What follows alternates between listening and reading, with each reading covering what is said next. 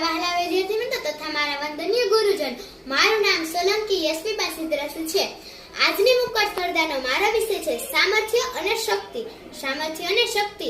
મારા મિત્રો, તમારા એક સગા ભાઈ તરીકે જીવન અને મૃત્યુમાં તમારા સાથી તરીકે હું તમને કહેવા માંગુ છું કે ડરપોકો અને નિર્મળ માણસો જ પાપ કરે છે, અસત્ય બોલે છે. બહાદુર માણસો હંમેશા નીતિવાન હોય છે. બહાદુર બનો, નીતિવાન બનો અને સહજતાવાળા બનો.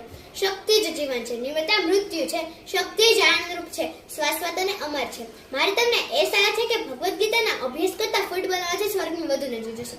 આ શબ્દ કદાચ આકરા છે તો પણ મારે તમને સંભળાવવા પડે છે, કારણ કે હું ચાહું છું કે તમારા બાવડા અને સ્નાયુ થોડા વધુ મજબૂત હશે તો તમે ગીતા વધુ સારી રીતે સમજી શકશો. તમારામાં જયારે તાકાતવાળું લોહી હશે તો તમે શ્રી કૃષ્ણની શક્તિશાળી અને પ્રતિભા મહાન સામર્થ્ય વધુ સારી રીતે સમજી શકશો.